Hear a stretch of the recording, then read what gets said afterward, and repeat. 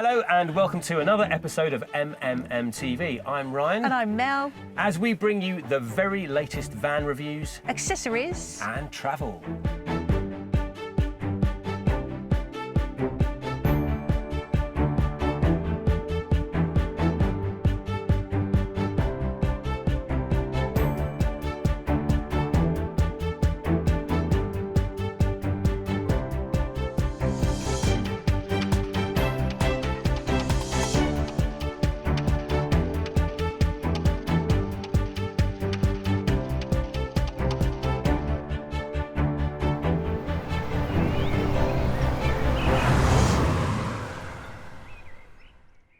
With so many motorhomes to choose from, how do you know where to start?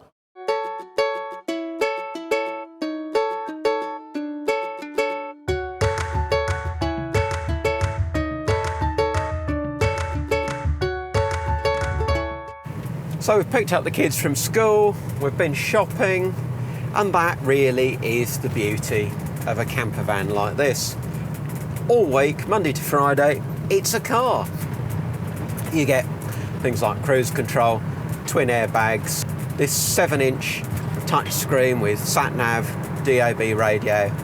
It's a 1.6 litre, 125 bhp, twin turbo engine through this 6-speed manual gearbox, and all that's standard. 5.4 metres long, it's 2 metres high, so if you meet any height barriers, well, at least some of them you'll be able to sneak under.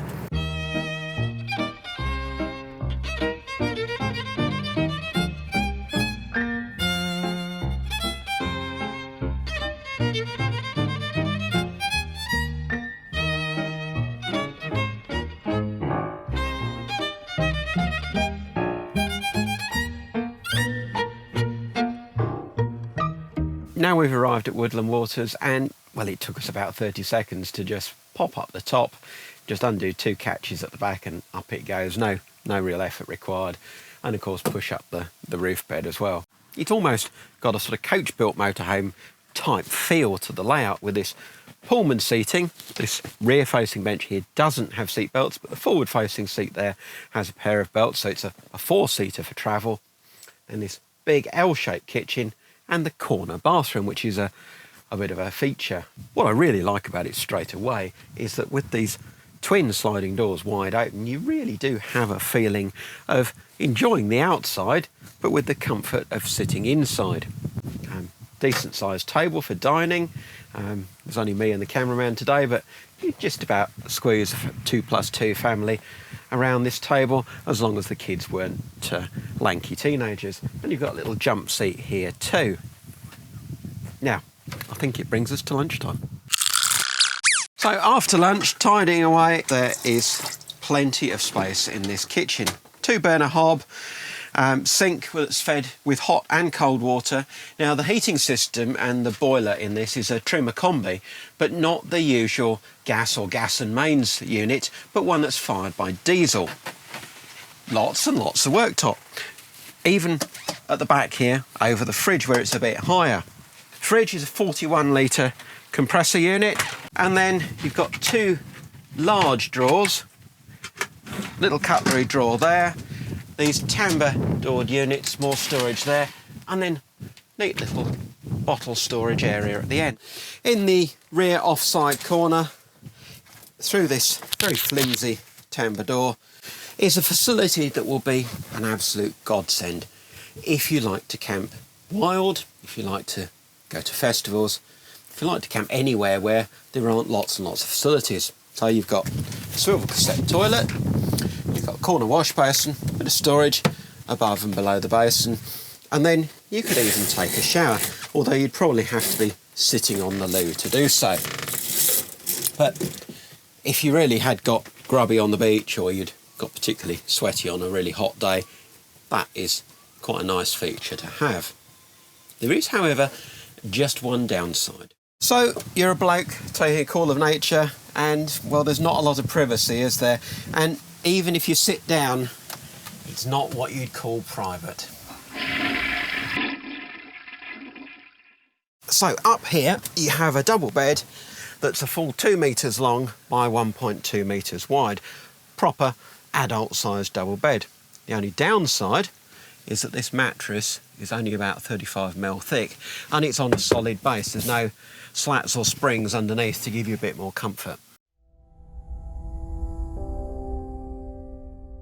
All these service points for the living area at the back. You've got toilet servicing hatch, gas locker in there, your leisure battery there and the LCD unit above. So it's all nice and accessible. And you could even just clamber through there if you came back from a muddy walk or something and just wanted to hose yourself down a bit. You get a tripod base for the table as well, so that you can use it outside, but no chairs to go with it. If you want to carry outdoor chairs, they're probably going to have to go in the bathroom, at least while you're travelling. Storage then is a little bit of an issue. Where are you going to keep your bedding, your clothing? You're going to have to think about that quite carefully. Nevertheless, this camper van at $43,995 does offer quite a lot for the money, with things like the sat-nav, blown air heating on the living area side, and it's a good looking van too, with these alloy wheels. There's a choice of 3 exterior colours, and it's available from Marquis branches up and down the country, as well as their partners in both Ireland and Scotland. So good availability, good price, good spec, and an unusual version of a camper van. What is it? It's a very small stall. For a very small person with a very small bottom. Yes, it's that time again. It's time for Geneve and more accessories.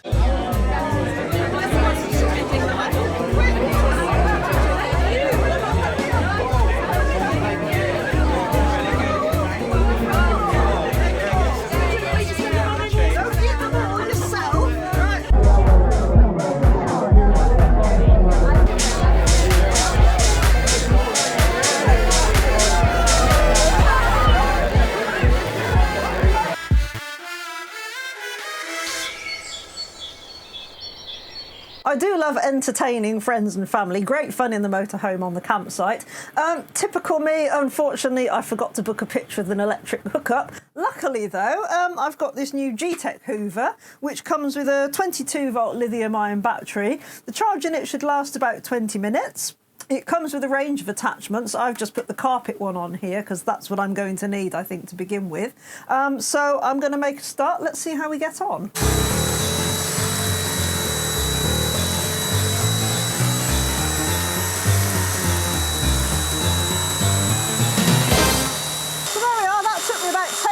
Actually, not too bad at all. So it's supposed to only last about 20 minutes, but as you can see, we've still got 3 bars showing on here, so I think there's probably a while left to run on the battery yet. I think we'll leave it on for a while longer and see how it goes. Test completed. That lasted for approximately 18 minutes. In that time I managed to hoover all of the floor. We've done the carpets, the sofas, everything in here, and yeah, we've got 18 minutes out of cleaning there, so perfect for the motorhome really. And once you've found the van of your dreams, it's time to hit the road.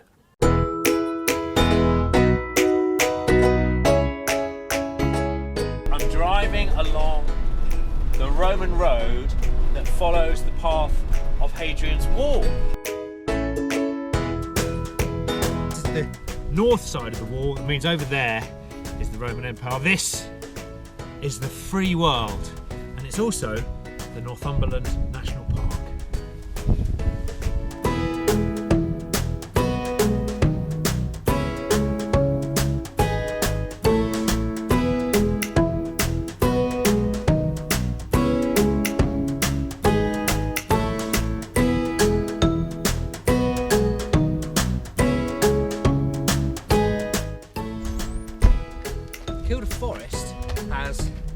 Miles upon miles of off-road single-track mountain bike trail, which is just perfect if you're a middle-aged man in Lycra like me.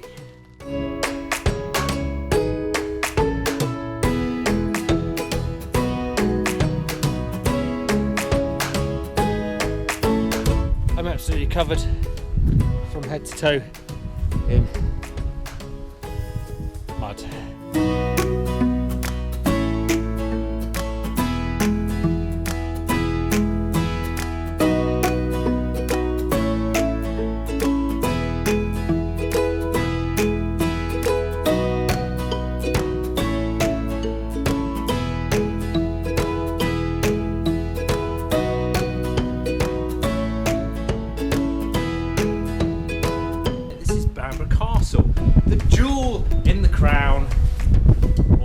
Northumberland's castle scene, if you like. Now, the only trouble with coming to Bamburgh Castle during the week in the winter is it's closed. So a walk around the outside will have to do.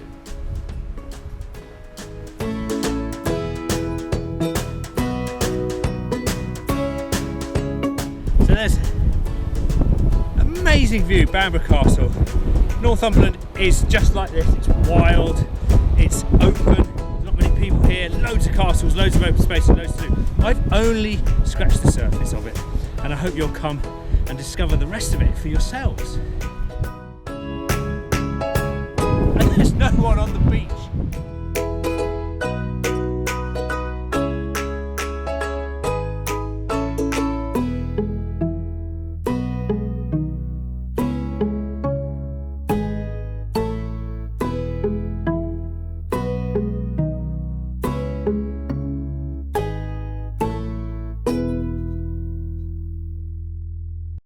Now, one of the joys of motorhoming is meeting other motorhomers, comparing notes and comparing vans. And where better to do that than at the Peterborough show every year in April, the MMM Peterborough show. Everyone's there with their vans and they all meet and we all chat. And Rachel's here, Rachel Stoddart, the deputy editor of MMM magazine. What we all have in common is a love of touring. Well, I also think there's everybody has similar questions, similar problems, similar sort of aspirations to be free, really, I suppose. That's the whole thing of motorhomes, it's being free. It's the freedom and it's also the wanderlust. Let's take a look. We've been all over, we've been to places we've not been to before. The big surprise was Edinburgh, because we didn't realise Edinburgh had got such a good beach. But then we want to go further up into Scotland as well. My name's Pauline Outram. This is my husband, Phil Outram, and we're from Sheffield. This is Keith. He's a cockapoo. He's 2.5. He got his name from Keith Lemon. He was so curly head, and the ears dropped down. The girls all said, he's just like Keith Lemon, and that's how his name stuck. Our motorhome is a Wild X Solaris XL. It's the extra length one that we've chosen. It's a 4-berth. There's 2 bunks and a double bed, and there's 4 travel seats as well, which is unusual. There's 4 of us that usually come with us. We have myself and my husband, and we have our 2 granddaughters, one who's disabled. And this one was great. It got the bunk beds there. It meant that our disabled granddaughter can stand up and walk, sort of being supported by the units down to the beds or down to the settees and everything. She felt as though she'd got a bit more independence, and it's just comfortable. It felt good when we looked at the display model, and I think that's a big thing, that if you feel comfortable in it. It's well designed, and we've been able to have our own input into the design as well. We love the fridges. The fridges are great. We have a bar fridge and we have a food fridge. What more could anyone want? We're going to an air show.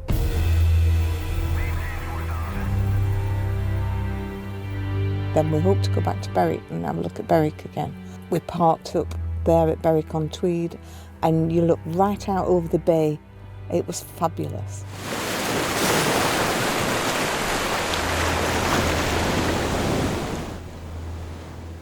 So just the UK, plans to go Not abroad? next year's our abroad year.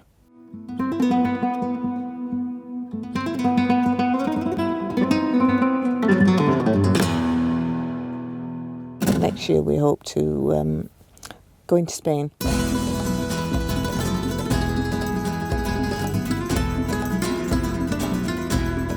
Preferably from January onwards, but our oldest granddaughter's 18 in January, so we're not allowed to leave until after she's 18.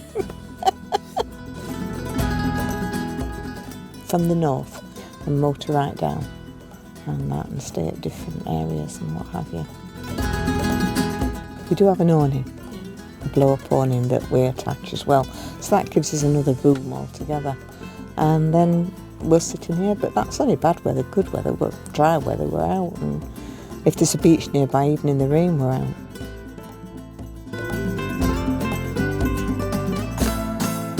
We were down in Peterborough, weren't we? And I'd come to cook tea and I'm saying, this gas doesn't work.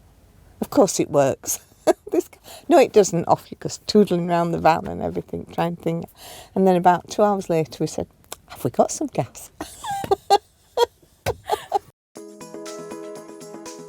What we love about motorhomes is that it's just your home on wheels. You just pack your food in and everything else, put your clothes away and off you go.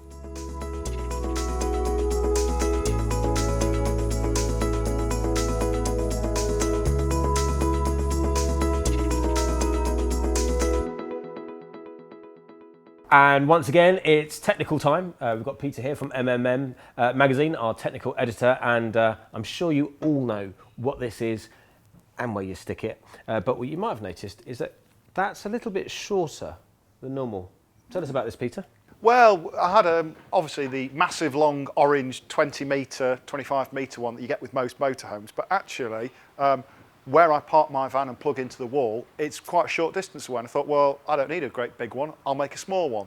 And actually it's really useful to be able to make a custom length hookup lead to whatever you're going to plug into, because you don't always need the same length of lead. So handy to have.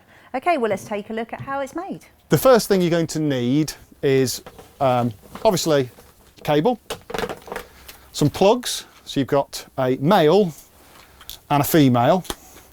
You need those. These are widely available from any caravan or motorhome dealer, or in the classifieds in MMM, or you can get them online. Widely available, typically no more than £10 each. So first point to make, cable size. This cable we've got here, it's called Arctic cable. It's 2.5mm squared of copper in each of the 3 cores. Now it's very important to use Arctic cable, 2.5mm squared. Okay, first job is to get it to the length we want. So obviously we need to measure it. Now I've already got about a 6 metre one there, so for this one I'm going to make a 10 metre one. So measure out your 10 metres. Once we've measured out our desired length, need to cut it. I'm just using some side cutters here. Okay, next thing we need to do is we need to prepare the ends. Automatic wire strippers generally aren't large enough to do the outer sheathing, so we need to pare back a good bit of the outer sheathing of the Arctic cable. So sharp blade, and we are only pressing it in very gently all the way around, taking care not to cut your fingers. This is a brand new Stanley knife blade I've put in this. Always use a sharp blade, but the idea is just to nick the outer cables without nicking the inner sleeves. If we've nicked the inner sleeves, we've got to start again. So once we've just nicked it, if you bend it, you'll see it'll start to come off like so. Now we just need to check we've not nicked any of the inner cables. No, that looks fine, and then just pull it off. Right, modern cabling, by the way, is designed to do this. This powdery stuff you see on it is put inside the plastic. On older cable it doesn't have that, so don't use older cable, use modern cable, not the stuff you've had lying in the back of the shed for 6 years. So all we're doing is we're undoing these 2 screws to remove the outer cover, and you'll notice the terminals are marked. So there's only 3 markings. This funny looking symbol is earth, green and yellow. This symbol here, L and plus, that is your live wire, brown. And finally, this terminal here, which isn't marked on this particular one, that's your blue neutral wire. Okay, so live, brown, blue, neutral, green and yellow, earth wire. Bracket here needs to go on the outer sheath. This is what stops the wire being pulled out. That's all its job is. So it's important you fit that first. So we'll just loosen this off a bit. I'll have about 1 centimetre from the end just showing through. just so it's got good purchase on the cable. Right, now screw this up. Always check it. Anytime you've done a wire, check it. If you can pull it off on the bench, it will pull off in a campsite, and you don't want that. The next thing we've got to do is start connecting all these, stripping the wires back to the right length and then connecting them into these terminals. Now then, there's plenty of room in here, so don't be tempted to cut these cables too short. It's better to just curl them off and have them not stressed or in tension. Automatic wire strippers, recommend them. There you go, it's not damaged any of the wire, get a nice neat thing. Twist the ends. Okay, so we've got that tied in. Now the next thing to do, check it. That's firm, that's fine. Always do that every wire you put in, because if it pulls out here, it will pull out later. So twist it. So on here, this is the unmarked one. This is the neutral. So we'll put that in there. Hold it tight and just tighten it up. Same again. So next job is just to reassemble it. So and twist them up there. Again, so there's no tension on any of the wires. You always try and avoid tension on wires. There's a little lug there. If you'll see, there's a little lug there. That lug has to line up with that lug there. And there we go. That's one end on that plug. Pop that through here.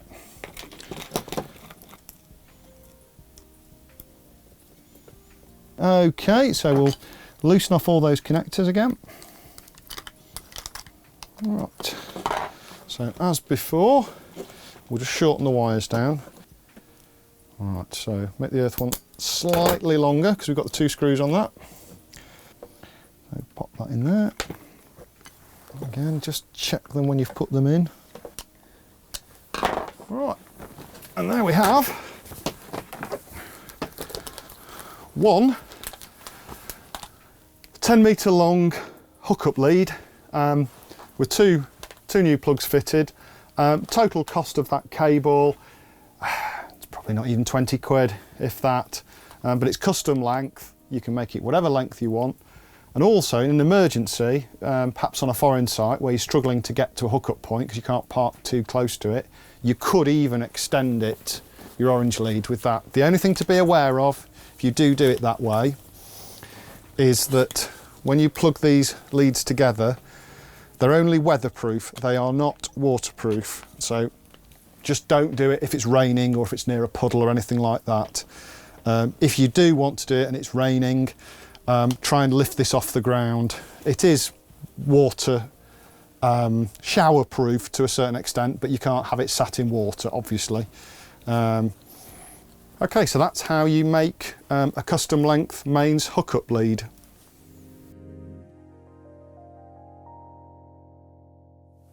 It's time for Motor Mona.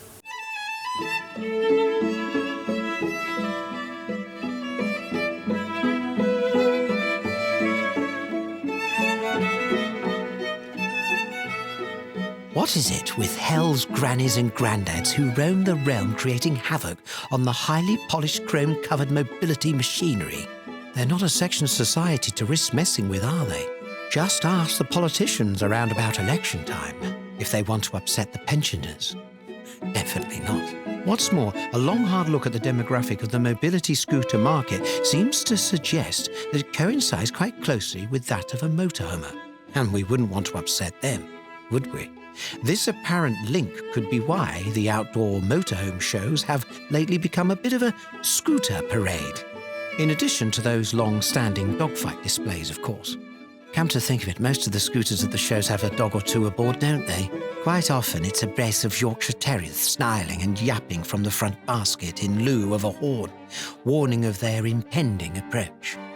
At least, at long last, someone has come up with raison d'etre for the current runty version of the Yorkshire Terrier, and not the Chihuahua that will be less effective. But I think mobility scooters can be a force for good, though.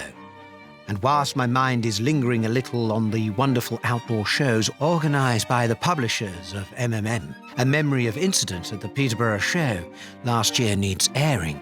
And no, it wasn't of a plucky, heroic scooterist saving the life of a stricken near-death burger bar obesity victim by rushing the patient to the first aid tent on his 8 miles per hour sports version.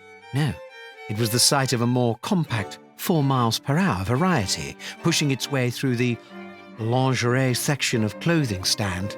After ferreting for a few minutes, pushing pedestrians out of its path, the scooter re-emerged with a collection of exotic ladies' underwear snagged on various appendages fitted on aftermarket accessories. Quite a sight if only it was true, as in reality it was just a couple of regatta shirts dangling from the armrests as the scooter ploughed out of the outdoor clothing stand. Surely, though, someone in the land, somewhere where there isn't really room for a scooter, one will have torn its way through a lingerie section. With Father Ted driving, of course. Due to a sore toe, I'm just examining a catalogue from the local scooter market, and the variety is bewildering. There's road-going scooters for the insane, high-speed convertibles for the insane, medium-velocity compacts with a narrow aspect for the lingerie aisle, presumably. And the new Hornet Quick Ultra Lightweight car boot scooter for the dementedly buzzing about. No motorway model for the insane yet, though. Only a matter of time, I suspect. And what about the trailers? Dedicated scooterists need to get their stuff home from the builders' merchants. It isn't just the machinery which is interesting, though. As the pilots themselves are pretty intriguing, why isn't there a ladies' world record for the time taken to dismount from the scooter run in the sail rail? Or load the booty onto the scooter and then drive to the rail next door. Or a men's busy pavement world speed record, and they're all out there training hard. Before concluding whether a look at whether, like cars, there is a different driving technique between men and women, insane and less insane, there is a small matter of why the manufacturers haven't yet spotted the gap in the market for a scooter dedicated to the task of conveying people around the interior of these ever-growing motorhomes.